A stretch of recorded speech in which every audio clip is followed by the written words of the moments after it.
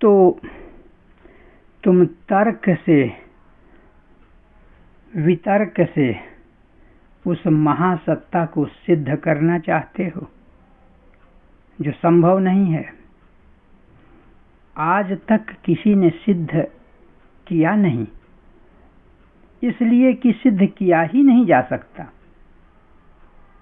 और जिसने उस महासत्ता को, महाअस्तित्व को सिद्ध करने की कोशिश किया, वह असफल हो गया, नास्तिक हो गया, उसकी दुनिया बदल गई। इसलिए सिद्ध नहीं कर सकते। जिसने उसकी अनुभूति कर लिया, उसको तुम क्या कहोगे? पागल कह सकते हो, मतवाला कह सकते हो, किसी धुन में लगा हुआ कह सकते हो। इससे ज्यादा तुम उसके विषय में कुछ कह भी नहीं पाओगे। और तुमसे वह कोसों दूर है, कोसों दूर है।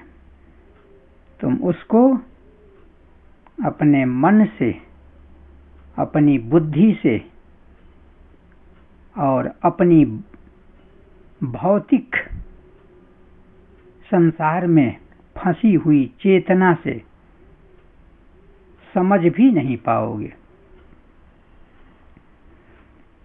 इसलिए अगर उसे समझना है तो कुछ करो। और करना क्या है? बस जिसे मैं बार बार कहता आया हूं, अगर संयोग से कोई संत, कोई सद्गुरु मिले तो उसके मार्गदर्शन में चलकर कुछ करो। क्योंकि उसको प्राप्त करने के लिए लिंक की जरूरत है, किसी से जुड़ने की जरूरत है। और जिससे जुड़ोगे वह उससे संबंधित होना चाहिए,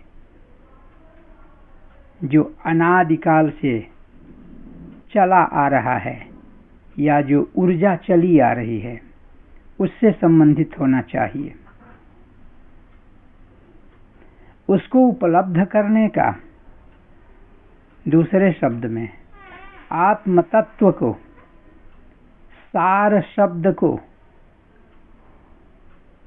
उपलब्ध करने का मार्ग एक नहीं, अनेक हो सकते हैं, लेकिन वो अनेक नहीं, एक ही दिशा में जाते हैं।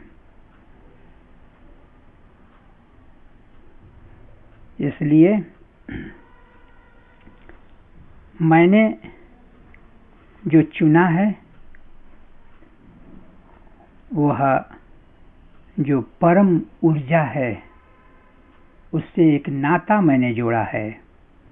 क्योंकि कोई न कोई नाता जुड़े बिना हम वहां नहीं पहुंच सकते, उसकी अनुभूति नहीं कर सकते। क्योंकि हम जहां हैं वहां रिश्ते और नाते हैं। हम जीवन भर यही समझे हैं, इसलिए यहीं से शुरू करेंगे। हमें उससे कोई न कोई नाता जोड़ना पड़ेगा। और मैंने भी जोड़ा है। मैंने उससे माँ का नाता जोड़ा है, उस परम ऊर्जा से, उस आदि शक्ति से, जो शक्ति आदि है, माँ का नाता जोड़ा है। और नाता जोड़ने के बाद उसकी अनुभूति करने के लिए उसके सगुण स्वरूप या उसका मोबाइल नंबर अर्थात उसका बीज मंत्र जो जप के लिए है उसे करना होगा, उससे प्रेम करना होगा, उस पर यकीन करना होगा। और जैसे जैसे हम बीज मंत्रों को जपते जाएंगे या उसके मंत्र को जपते जाएंगे, वैसे वैसे वह ऊर्जा निकट आती जाएगी या हम उसके निकट पहुंचते जाएंगे। इसको आप जिस रूप में चाहें उस रूप में कह लीजिए, बात एक ही है। यहाँ जो विविधता दिखाई दे रही है वो विविधता नहीं है, वो एक ही है। भगवती आदिशक्ति कहती है, एकैवाहम जगत्यत्र द्वितीया काममापरा। मैं एक ही हूं, मुझे छोड़ करके दूसरा है कौन। शिव ही शक्ति है, शक्ति ही शिव है। शिव को शक्ति से पृथक नहीं किया जा सकता और शक्ति को शिव से अलग नहीं किया जा सकता। जितने पुरुष वर्ग देख रहे हैं सब शिवत्व है, और जितनी नारियां हैं, नारी जगत है, वह सब शक्तित्व है। तो किसी एक को लें, आप उसी को ले रहे हैं, चाहे शिव को लें, चाहे शक्ति को लें, चाहे सीता को लें, चाहे राम को लें, एक ही बात है। आप वहीं पहुंचते हैं, आप अपने तक पहुंचते हैं और उनकी गाथा, उनकी महिमा के लिए जो भी स्तोत्र गाए गए हैं उनको पढ़िए, उनसे लगन लगाइए। पहले तो लगेगा पागलपन, कहीं हम पागल तो नहीं हो रहे हैं, लेकिन नहीं, आप जैसे जैसे बढ़ते जाएंगे बढ़ते जाएंगे, आप तपस्या करते जाएंगे, कर्म का फल एकत्रित होता जाएगा, इकट्ठा होता जाएगा, और जब वह फल आप पर अपना रंग दिखाने लगेगा तब आप झूमेंगे, तब आप समझेंगे कि हम जिस दुनिया में थे, हमसे जो प्रश्नोत्तर किए जा रहे थे या हम जो प्रश्नोत्तर औरों से करते थे उसका कोई महत्व नहीं है। यह एक दुनिया ही दूसरी है, अनुभव ही दूसरा है, शरीर ही दूसरा है। फिर आत्म तत्व को प्राप्त करने के लिए जिस शरीर में आप हैं, जिस मन और बुद्धि और अहंकार से युक्त होकर दुनिया में काम कर रहे हैं, उससे कहाँ संभव है। उसको तो विदा करनी ही होगी। बिना विदा किए संभव नहीं है। अगर कोई आपको गुरु स्वरूप, संत स्वरूप नहीं मिल रहा हो तो भी मत घबराइए। वह ऊर्जा व्यापक है, उससे रिश्ता बनाइए, उसको भगवान कहिए, उसको श्री कृष्ण कहिए, श्री राम कहिए, आदिशक्ति कहिए, जो कहना हो कहिए और रिश्ता बनाइए, क्योंकि आप भी उसी के अंश हैं, उसी के एक स्वरूप हैं। इसलिए वहां तक पहुंचने के लिए वह रिश्ता पुल का काम करेगा और आप उस पुल को पार कर सकते हैं आसानी से। इसीलिए तो कहा गया है कि वेदों को समझने में दिक्कत हुई तो पुराण बनाए गए। पुराण में क्या है? इष्ट देवों के गुणगान हैं, और क्या है। तो कभी कभी यह प्रश्न आ जाता है, लोग पूछ दिया करते हैं किसको पूजें, किसको याद करें, किसको जपें? अरे तुम जिसको जपोगे वही लेकर के चला जाएगा। लेकिन ज्ञान और वैराग्य, ज्ञान भी होगा, वैराग्य ये तुम्हें लाना होगा। वैराग्य कैसे आएगा? जो भी दुनिया में हो रहा है इसको उसी रूप में देखो जिस रूप में हो रहा है। अगर इसके तात्विक रूप से देखोगे तो पता चल जाएगा ये सेमर का फूल है, इसमें कोई सुगंध नहीं है, इसके चटक रंग तो हैं, भले लुभावने हैं लेकिन काम के नहीं हैं। ये ज्ञान होगा। लेकिन तुम उसी रूप में देखते कहाँ हो? उस रूप में देखोगे तो पता चलेगा। और देखते भी हो तो कभी कभी देखते हो, कभी श्मशान पर जाते हो तो वैराग्य होता है। लेकिन कितने क्षण उसको बराबर चित्त में रहने दो, चित्त में उसको घर बना लेने दो, वैराग्य। और जब वैराग्य होगा तो समझ लो तुम अब ऊपर उठने लगे। वैराग्य के बाद तुम्हें ज्ञान होगा, लेकिन सब उसकी कृपा से होगा।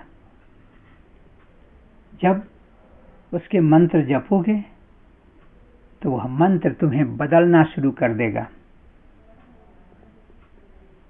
ये तुम्हारे बस की बात नहीं कि तुम दोनों कर सको,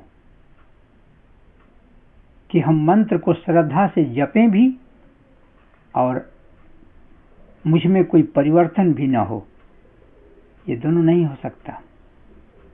या तो श्रद्धा विहीन होकर के जपोगे तो परिवर्तन नहीं होगा, लेकिन अगर श्रद्धा युक्त होकर के उसका जप करोगे तो सिद्धि मिलेगी। जपात सिद्धि ही, जपात सिद्धि ही, जपात सिद्धि ही वरानने। जप से सिद्धि होती है, यानी तुम सिद्ध होते हो, यानी तुम गंतव्य तक पहुंचते हो। तो इसलिए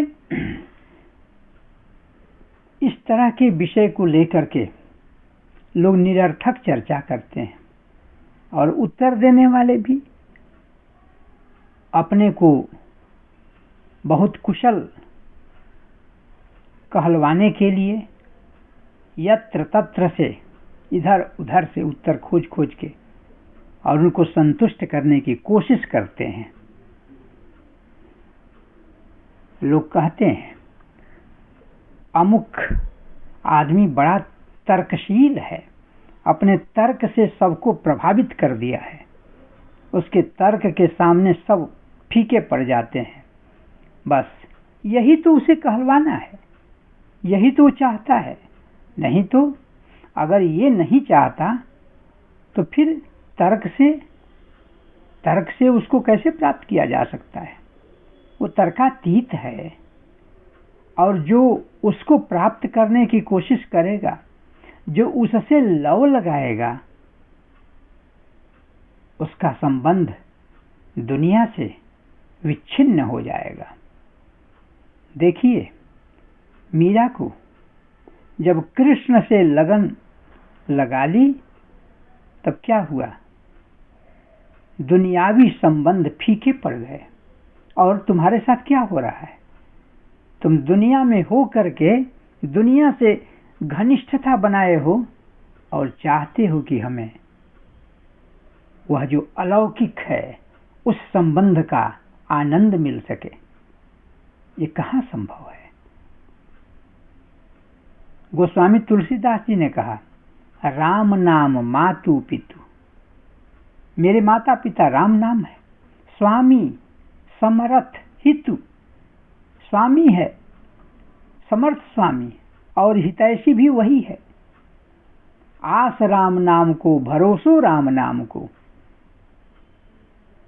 सब आशा भी भरोसा भी सब वही है। जब इस तरह से तुम एकाग्र हो जाओगे, एक को छोड़कर जब दूसरा दिखाई ही नहीं देगा, तो अब तुम्हें कुछ ऐसी चीज मिलेगी, ऐसी चीज की अनुभूति होगी।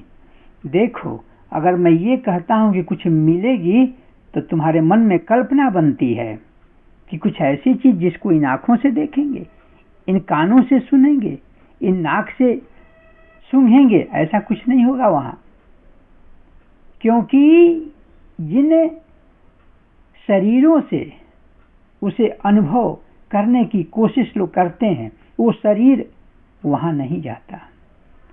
चेतना का स्तर बदल जाता है। स्तर स्तर की बात है। चेतना का स्तर दिव्य होता है और इसके बाद जो घटित होता है वह अकथनीय होता है। इसलिए इससे प्रभावित मत होना। मैं पहले भी बताया, दुकानों की कमी नहीं है, तर्कशीलों की कमी नहीं है, तुम्हें ब्रेन वॉशिंग करने वालों की कमी नहीं है। वे तुम ही को पकड़ते हैं। लेकिन अगर तुम आत्मज्ञान चाहते हो, अगर तुम अपने को समझना चाहते हो, अगर तुम आदि शक्ति परम ऊर्जा को, परम शिवत्व को जानना चाहते हो, तो फिर दुनिया से प्रेम कैसा? अगर प्रेम भी करना है तो उससे करो, मोह भी करना है तो उससे करो, मंत्र जपना है तो उसका जपो, नाम लेना है तो उसका लो। अरे ये खेल कितने दिनों का है?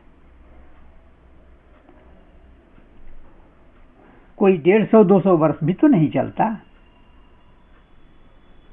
इसलिए मैं ये कहता हूं कि किसी की बातों में मत आओ।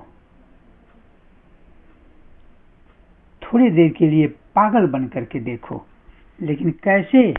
ये पागलपन, ये समाधि, यह उच्च दशा ऐसी बात नहीं है कि जो पागल खाने में पागल रहते हैं उनके जैसा है, ऐसी बात नहीं है।